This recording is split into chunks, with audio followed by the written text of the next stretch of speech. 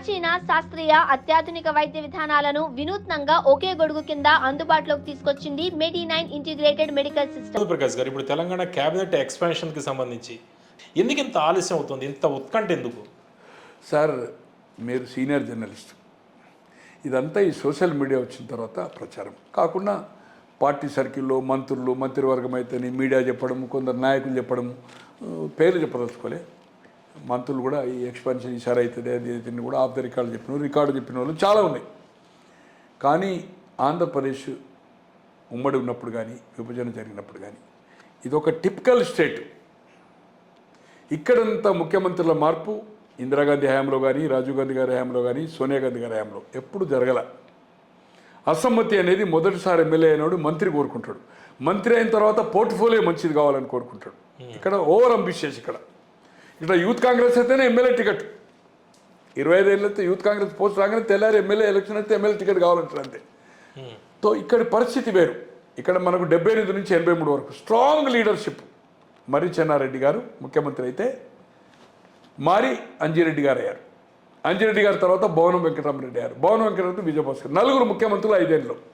ఆంధ్రుల ఆత్మాభిమానము అని ఏం చేశాడో రాజీవ్ గాంధీ, రామారావు గారు ఎట్లా అధికారం వచ్చిందో చూసినాం. మళ్ళీ 7 ఏళ్ళ తర్వాత మళ్ళీ కాంగ్రెస్ వచ్చింది 89లో. మళ్ళీ మర్రి చెన్నారెడ్డి గారే ముఖ్యమంత్రి. 89 డిసెంబర్లో అయితే 90 డిసెంబర్లో దిగిపోయాడు. 92 నెదురువేలి జనార్దన్ రెడ్డి పోయి విజయభాస్కర్ రెడ్డి గారు. ఇక 2009 అంటే కాకతాళీయం అనుకోండి. రాజశేఖర రెడ్డి గారు చనిపోయాక రోషయ్య స్టాప్ గ్యాప్ అనుకున్నారు, ఆయన పోయి కిరణ్ కుమార్ రెడ్డి గారు అయ్యారు.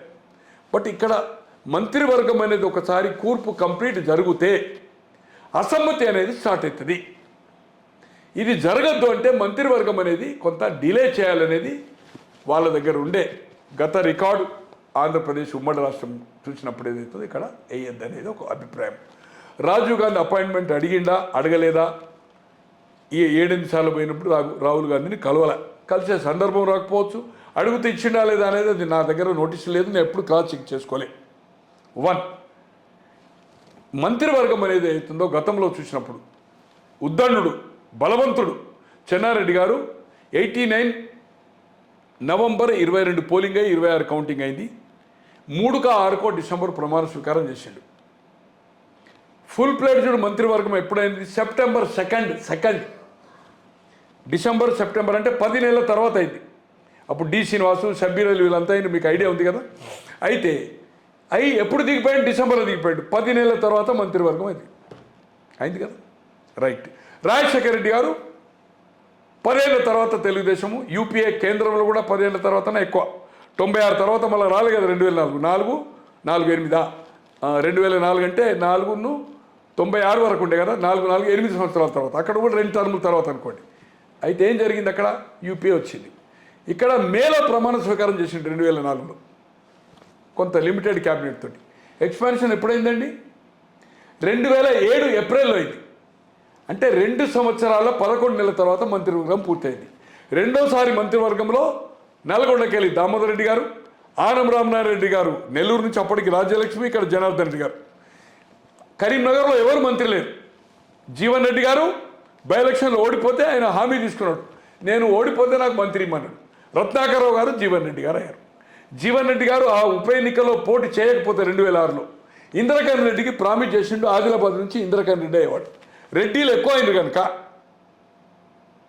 అక్కడ ఇంద్రకరణ్ రెడ్డికి ఛాన్స్ ఇవ్వాలి. అప్పటి వరకు వినోద్ ఉన్నాడు కనుక, లేకపోతే ఫస్ట్ క్యాబినెట్లో ఆయన రావాలి. నెల్లూరులో ఫస్ట్ క్యాబినెట్లో ఆనం రామనారాయణ రెడ్డి రావాలి.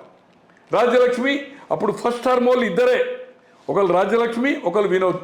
అందరికీ రూలు సెకండ్ టర్మ్ ఉన్న వాళ్ళకే మంత్రి అన్నాడు, తెలుసు కదా మీకు. రెండోసారి ఎక్స్పాన్షన్ అయినప్పుడు కూడా అదే రూలు.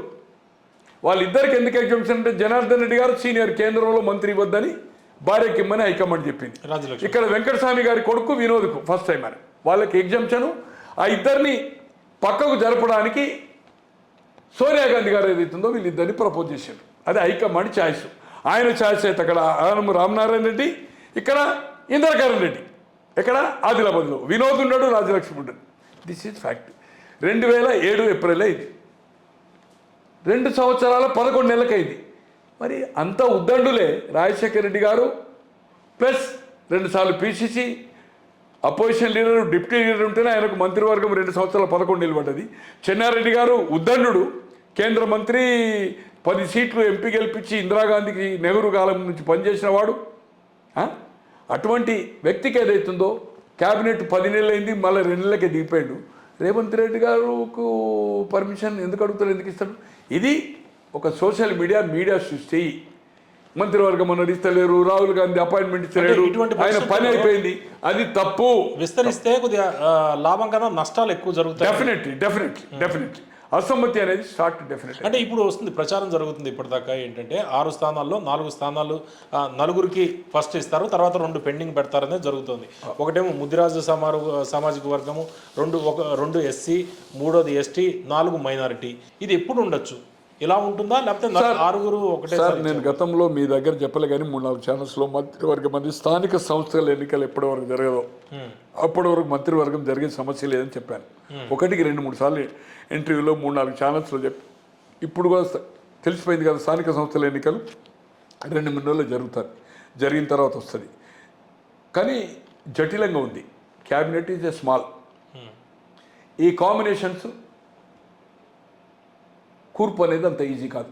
ఈరోజు ఎగ్జాంపుల్ చెప్తున్నా, బట్టి గారు ఒక ఇంపార్టెంట్ పార్టీకి మిలిటెంట్ డిప్యూటీ, ఆయనకు సీఎం స్థాయి హోదా, హైకమాండ్ ఇద్దరు కలిసిపోవాలి ఎక్కడికి పోయినా అనేది అలా పోస్ట్ ఉంది. ఎక్కడ ఉప ముఖ్యమంత్రి అయినతో 6,000 సేమ్ మినిస్టర్ అన్నా. అటువంటిది హైకమాండ్ రేవంత్ రెడ్డి నిర్ణయించినప్పుడే కలిపి పోవాలనేది ఆయనకు చెప్పడం వల్లనే ఎవ్రీథింగ్ ప్రధానమంత్రి దగ్గరికి పోని ఏ పాలసీ కానీ, ఏ మ్యాటర్ కానీ, ఎవ్రీథింగ్ కానీ, ఒక పోస్టర్ కానీ, ఏది కానీ ఈక్వల్గా సీఎంతో డిప్యూటీ సీఎం పెడుతున్నారు. ఈరోజు అతను ఆదిలాబాద్లో ఎవరి పేరు చెప్తుండే, ఒకే ఒక పేరు, ఒక దళితుడై ఉండి ఒక క్యారెక్టర్లెస్ జూద గృహాలు నడిపినోడు, అవినీతి పరుడు, మాఫియా ప్రేమ్ సాగర్ పేరు చెప్తున్నాడు. జటిలమైంది అక్కడ. ఆదిలాబాద్ ఓకే, బట్ ఒక వెల్మా అనేది 18 మందిలో ఒక వెల్మా అనేది మైనర్. కానీ పార్టీని అక్కడ నిలబెట్టాడు కదా జిల్లాలో, పార్టీని నిలబెట్టిండు కదా. ఎవరు నిలబెట్టిండు? ప్రేమ్ సాగర్ ఆ రోజు జరిగిన బహిరంగ సభ కూడా పెద్ద ఎత్తున, బహిరంగ సభకే నిలబెట్టిండా? ఎన్నికల ముందు అది కానీ ఒక బహిరంగ సభ పెడితేనే నిలబెట్టినట్ట. మీరు అనేది మీ ఆర్గ్యుమెంట్ నేను తప్పు పట్టడం లేదు. ఆయనకు అది ఎన్ని సీట్లకు వచ్చినాయి ఆదిలాబాద్లో?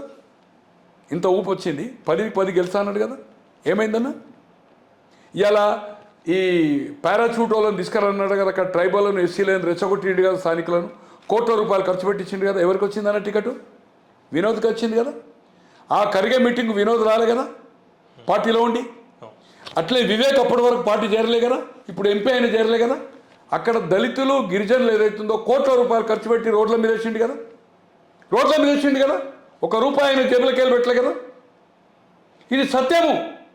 ఇది నేను ప్రాక్టికల్గా ఆయన పాదయాత్రలతో ఉండి ఇవన్నీ నేను ప్రూవ్ చేయించిన బట్టి గారికి. ఈరోజు ఒక రావణ కష్టం చేస్తుండు మంచిర్యాలలో.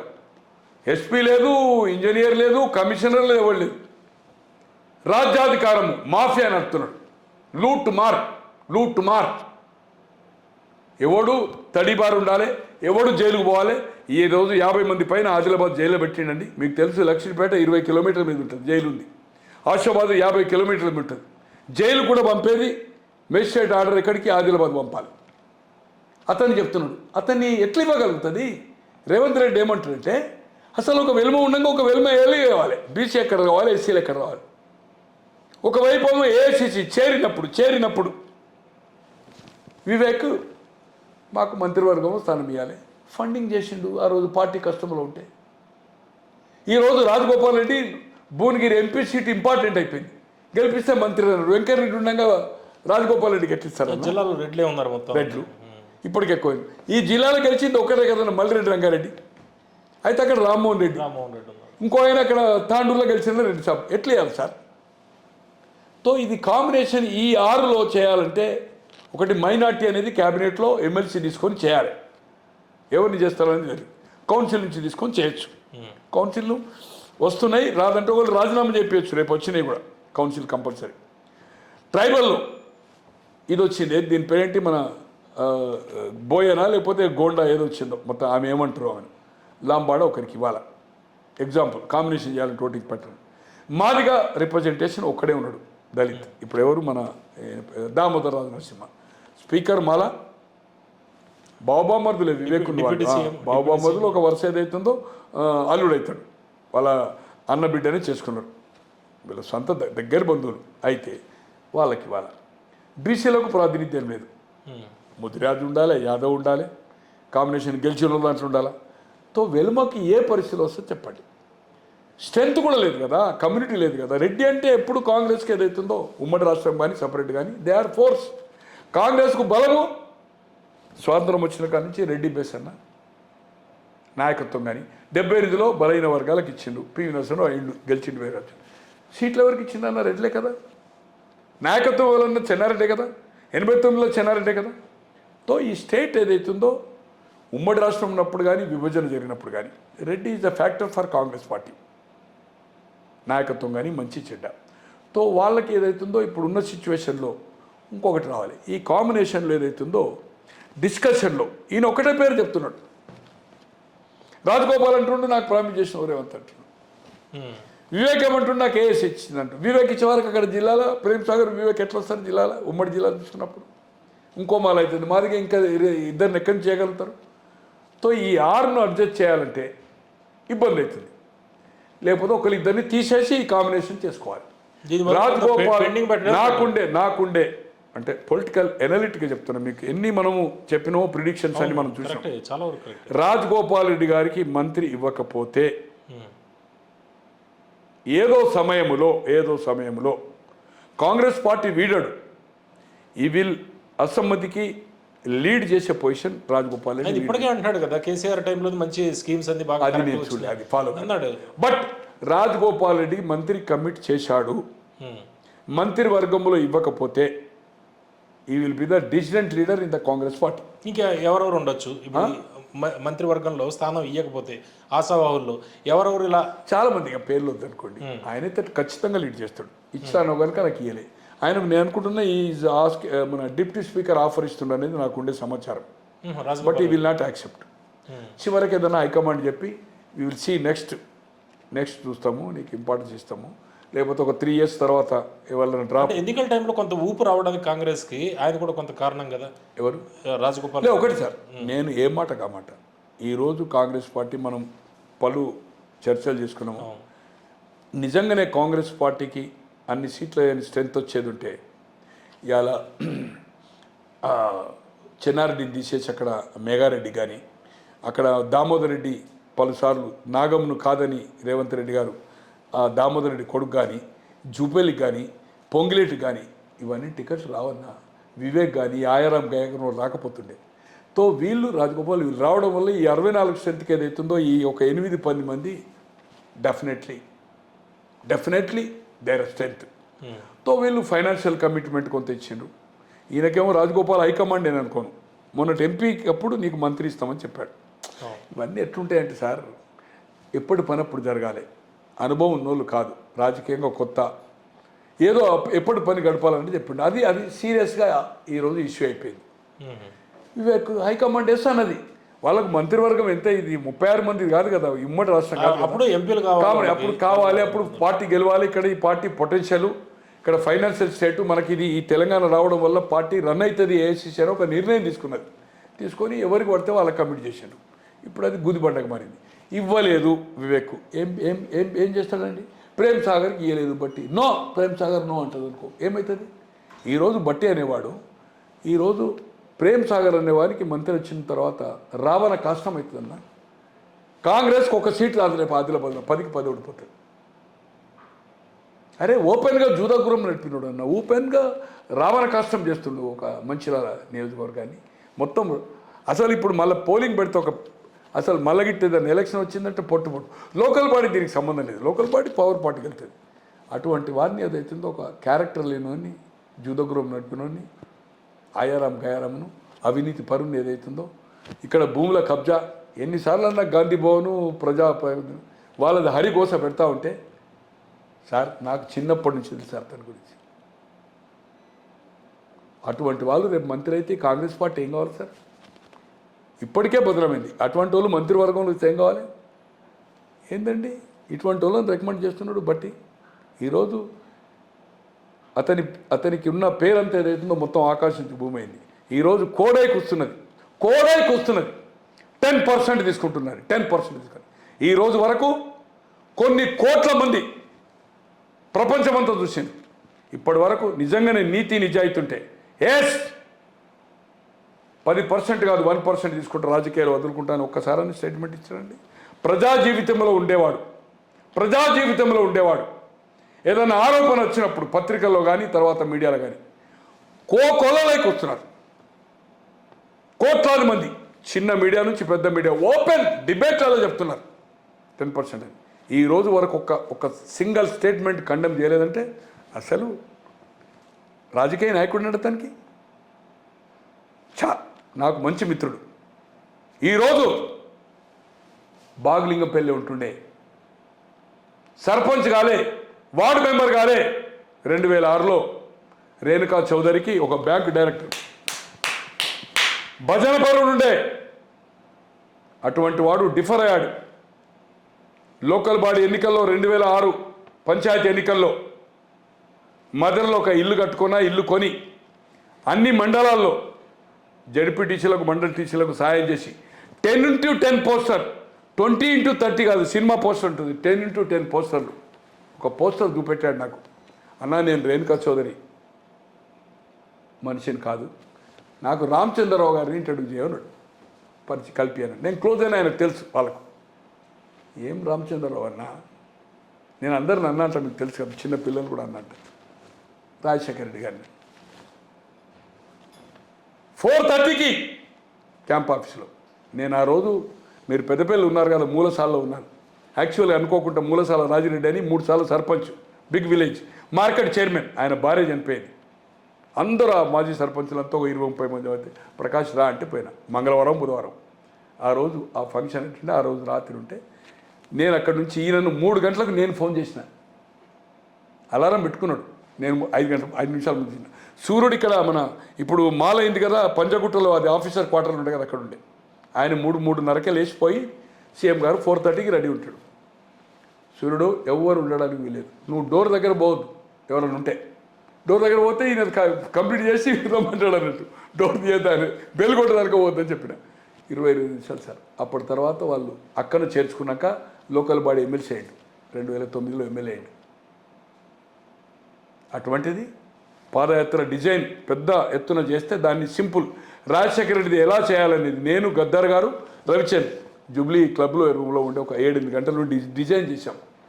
చాలా పెద్ద ఎత్తున నేను ఆదిలాబాద్ కానీ కరీంనగర్లో నేను చేసిన. నాకేం జరిగిందనేది విడిచిపెట్టండి. ఈరోజు ఒక మంచి వ్యక్తి అనుకుంటే ఈరోజు ప్రజలు అసహించుకుంటున్నారు. ఎవరిని అడిగినా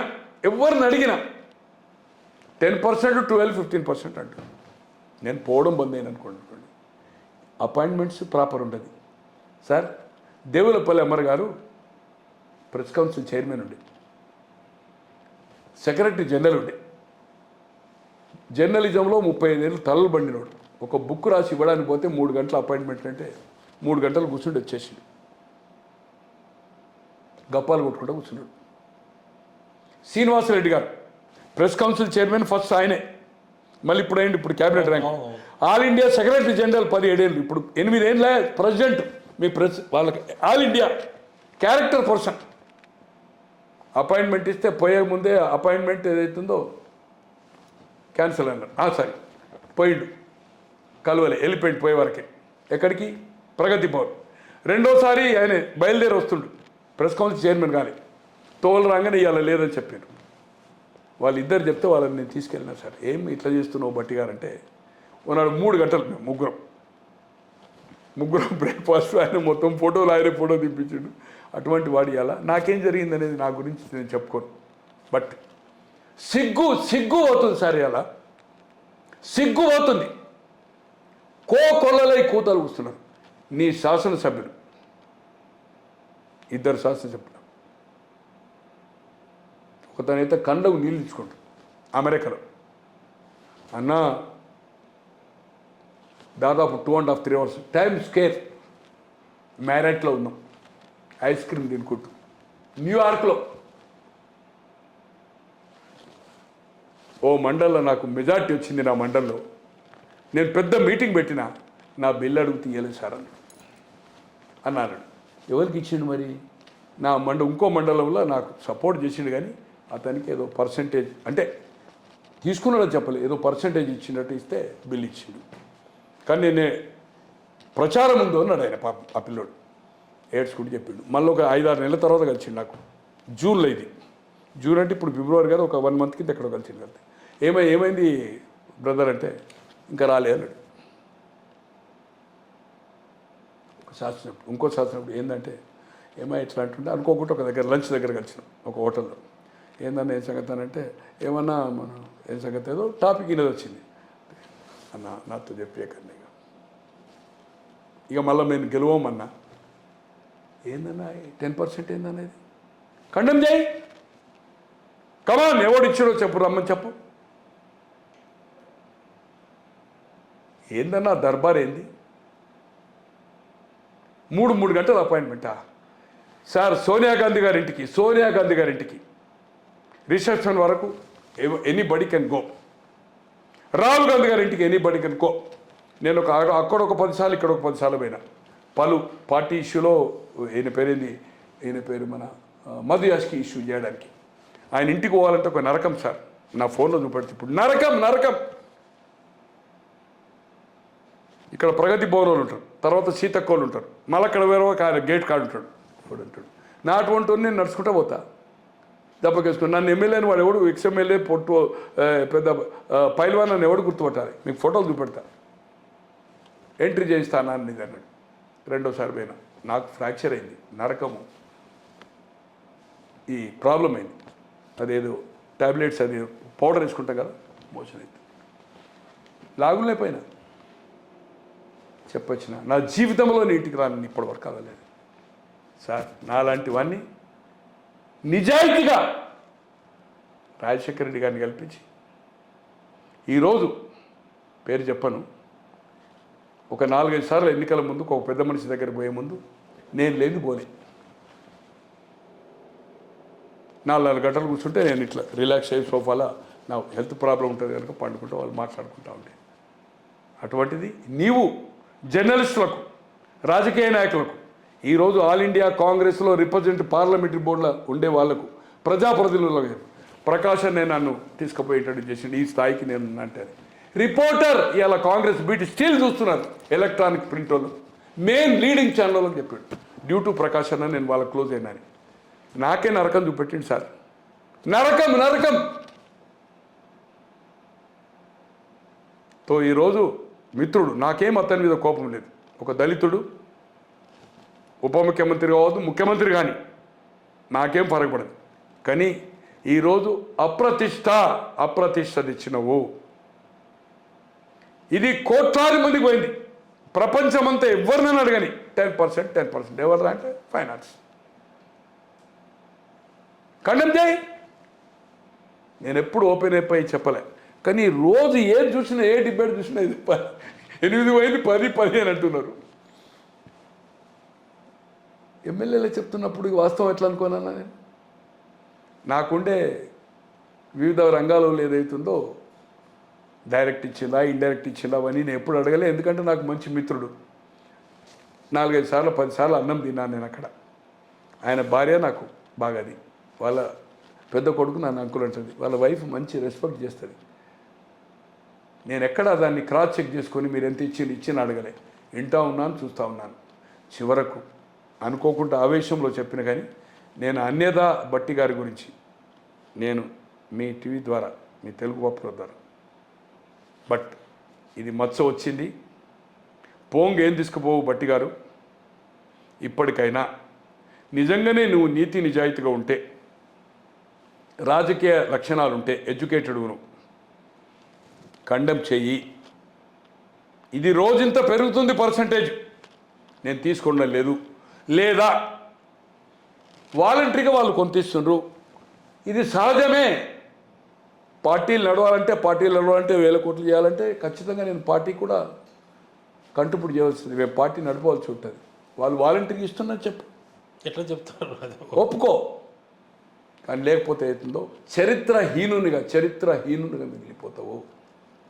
అంటే ఇటువంటి కారణాల వల్ల ఈ క్యాబినెట్ ఎక్స్పాన్షన్ అనేది వీళ్ళందరూ కూడా ఒత్తిడి చేయడం, ఒకటి పేర్లు సిఫారసు ఒకటిసారి ఇక్కడ చేయడం, ఏంది అంటే దీనివల్ల వాయిదా బట్టి అనేది ఓన్లీ టెల్లింగ్ ఆఫ్ ప్రేమసాగర్ ఒకటి ప్రేమసాగర్ ఖచ్చితంగా చెప్తుండు. ఆయనకు ఒక ఇంపార్టెన్స్ సీఎం ఈక్వల్ ఇస్తుండ్రు కదా. మంచో చెడుకో ఏ మాట కామాట 14లో ఒక దళిత నాయకుడై ఉండి కూడా 14 కాదు 18 నాట్ 14 18లో డిప్యూటీ ఉంటే ఆయనను పొటెన్షియల్ అని ఎవరు చెప్పారు ఏఐసిసికి? అప్పుడు ఓ 10-20 కోట్లు ఏఐసిసికి సాయం చేయాలి, ఇబ్బందులు ఉండే కదా, పార్టీ అధికారం లేదు కదా. తో అన్న నన్ను ఇట్లా ఆయన స్వయంగా చెప్పాడు, నేను పార్టీ సాయం చేయవలసి వచ్చింది, నేనేం ఒక దళితుని, నా ఎలక్షన్ కొట్లాడడానికి ఇబ్బంది ఎక్కడ. తో ఈ మేడ్ మనీ. ఈరోజు అధికారం ఉంది, ఇంపార్టెంట్ ఉంది, డెఫినెట్గా నేను ఇది ఏ పార్టీలోనో జరిగేది, ప్రాంతీయ కానీ నేషనల్ పార్టీలో కానీ. డబ్బులు ఎన్ని రావాలి సార్? ఈ కోట్లు పార్టీ ఎట్లా అనుకోవాలి? బాండ్లేమో ఒకటి, మళ్ళీ అన్అఫీషియల్ కూడా ఉండాలి కదా సార్, లేకపోతే ఇట్ కాంట్ రన్. బట్ ఏదైతుందో ఇతని కోటా కూడా ఫిక్స్ చేసినట్టుగా నాకు ఉండే సమాచారం. ఆటోమేటిక్గా చేయాలి, ఒప్పుకో. ఏదో ఒక పద్ధతిలో ఇంత ప్రచారం జరుగుతూ ఉంటే ఇప్పటి వరకు నువ్వు నోరు ఇప్పుతలేవంటే నీ యొక్క ఫ్యూచర్కి ఏదైతుందో, నీ యొక్క క్యారెక్టర్కు ఇది మంచిది కాదు.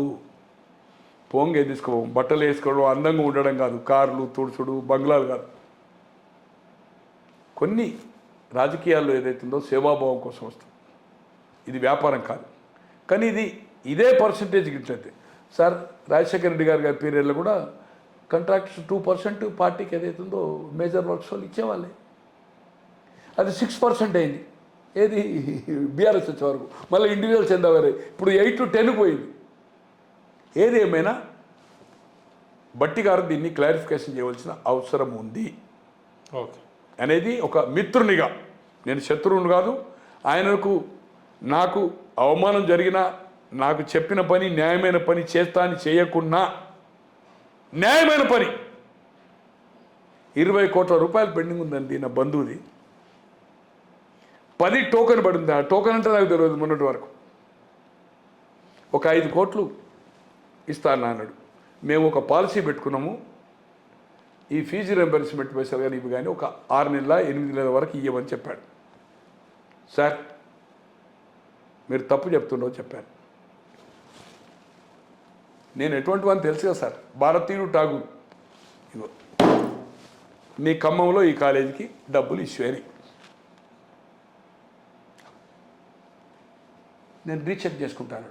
ఇగో పలానా హైదరాబాద్ తీగల కృష్ణారెడ్డిది అయింది, పలానా ఓ ఆయన ప్రతాప్ రెడ్డి ఉన్నాడు కదా, ఆయన పేరేంది, ఎక్స్ఎమ్మెల్యే మన ఏది జనగామ, ఆయన కాలేజీకి అయింది. ఇచ్చినాక పొద్దున కవర్ ఇచ్చేసిన, ఖమ్మం పోయి రాత్రి ఫోన్ చేసాడు, యు ఆర్ కరెక్ట్ అన్నాడు.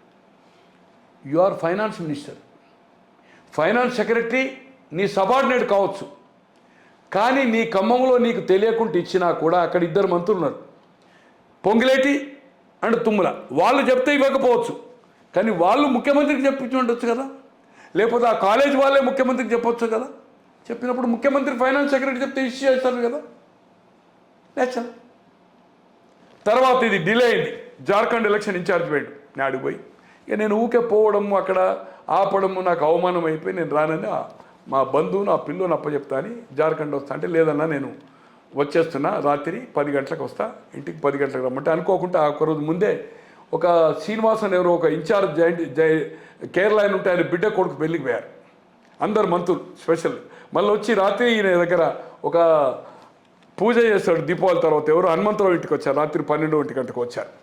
తో అయిన తర్వాత నేను నెక్స్ట్ పోయినప్పుడు ఏదైతుందో కొంచెం అక్కడ ఆ సందర్భం నాకు బాగా టార్చర్ అయింది, ఆ లోపలికి పోవడానికి కోసం అవమానం అయితే నేను చెప్పిన ఇక రానని ఆయనకే చెప్పొచ్చాను డైరెక్ట్గా.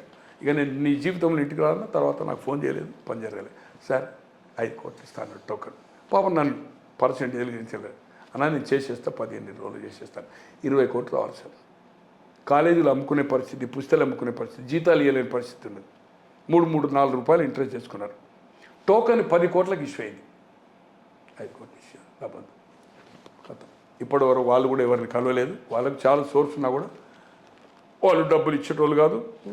చూద్దాం ఇప్పుడు కాకపోతే ఎప్పుడు వస్తుందో. మొన్న అందరికీ మర్చిపోయాను పిలిచి 10% అంటే వాళ్ళకు వచ్చిన 20 కోట్ల 1.5 కోట్లు ఏదో ఇష్యూ చేసిండు అందరికి 10% డ్యూలు ఏదో మేము సీట్లు ఇవ్వమనేదో అంటే సంథింగ్ ఇష్యూ చేసిండు.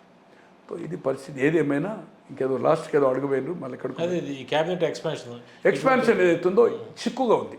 ఒకటేమో గతంలో చెన్నారెడ్డి గారు కానీ ఈయన పేరేంటి మన రాజశేఖర రెడ్డి గారు కనుక ఇవ్వాలి ఇక్కడున్న పరిస్థితి. ఒకటేమో ఈ కాంబినేషన్ కలవడం లేదు, ఇలా ప్రెషర్స్ ఉన్నాయి. ప్రెషర్స్ ఉన్నాయి. రాజగోపాల్ రెడ్డి నాకు కావాలంటున్నాడు. ఇక్కడ ఒకటి ఈ జిల్లాకు రిప్రజెంటేషన్ జరగాలి కదా, హైదరాబాద్ జరగాలి కదా. అక్కడ ఉమ్మడి జిల్లా అంటే ఆదిలాబాద్ అంటే అయితే ప్రేమ్ సాగర్ అయితే వినోద్ జరగాలి, సారీ వినోద్. వాళ్ళిద్దరు మాలైనరు, ఈయన వేలుమాయండు. జటిలంగా ఉంది సమస్య. ఇంకోటి అన్ని జిల్లాలకు రిప్రజెంటేషన్ ఉండాలని లేదు సార్. నిజామాబాద్ జిల్లా మీకు గురించి తెలుసు. స్వాతంత్రం వచ్చిన తర్వాత 71 సెప్టెంబర్ వరకు నిజామాబాద్కు ప్రాతినిధ్యం మంత్రివర్గంలో మంత్రి లేడండి. అప్పటి వరకు సంజీవయ్య అయ్యిండు, బ్రహ్మానందరెడ్డి అయ్యిండు, నీలం సంజీవరెడ్డి అయ్యిండు. ఉమ్మడి రాష్ట్రం కన్నా ముందు బూరుగుల రామకృష్ణరావు అయ్యిండు తెలంగాణ అప్పుడు మంత్రి లేడు.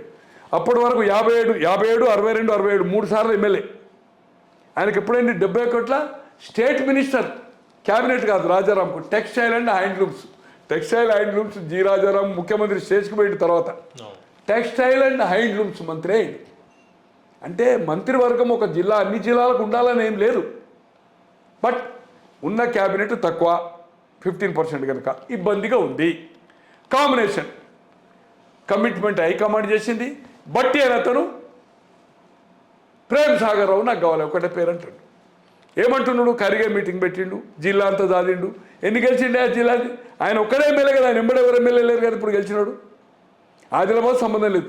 అక్కడ 4 బీజేపీ గెలిచింది కదా సార్, ఒక టీఆర్ఎస్ గెలిచింది కదా సార్. గెలిచినవి 3, ఇవి 3 సీట్లున్న ఒకటి కానపూర్, 4 10 ఓన్లీ 4. ఇక ఈయన జిల్లా నడిపింది ఎక్కడ, గెలిపించింది ఎక్కడ సార్? నాకు అర్థం కాదు. కానీ తప్పు ఇది. మీటింగ్ జరిగింది ఒకటి ఒప్పుకుందాం. మీటింగ్ ఎంత జరిగిందనే దాని వివరాలకు పోదలుచుకోలేదు. దాంట్లో ఎవరెవరు డబ్బులు ఇచ్చిండ్రు, ఎందరు మోసపోయినరు, ఎందరు అమాయకులు నాశనం అయిపోయినరు అన్నీ నాకు తెలుసు. నేనేమి వివరాలు లేకుండా అబద్ధాలు, నాకు ఎవరైనా శత్రువు ఉండొచ్చు కానీ నేను లేని విమర్శను ఒక 100 తప్పులు ఉంటే ఒక 20-30 చెప్తా, ఆ 70ని దాస్తా. ఎందుకంటే నా మీద కౌంటర్ ఇచ్చినప్పుడు ఆ 70 ఓపెన్ చేయాలని. కానీ నేను 30ని 100 చేయను. ఇది నేను చెప్పినవన్నీ నగ్న సత్యాలు. నాకు బట్టి గారు మంచి మిత్రుడు. దీనికి క్లారిఫికేషన్ ఇవ్వాలని మీ తెలుగు పేపర్ ద్వారా కొన్ని లక్షల మంది ఫేస్బుక్ ఇది కలిపి ఖచ్చితంగా చూసే అవకాశం ఉంది. దీన్ని ఖండన చేయాలా, దీనికి క్లారిఫికేషన్ ఇవ్వాలా? ఇవ్వకపోతే చరిత్రహీనుడిగా మిగిలిపోతావు.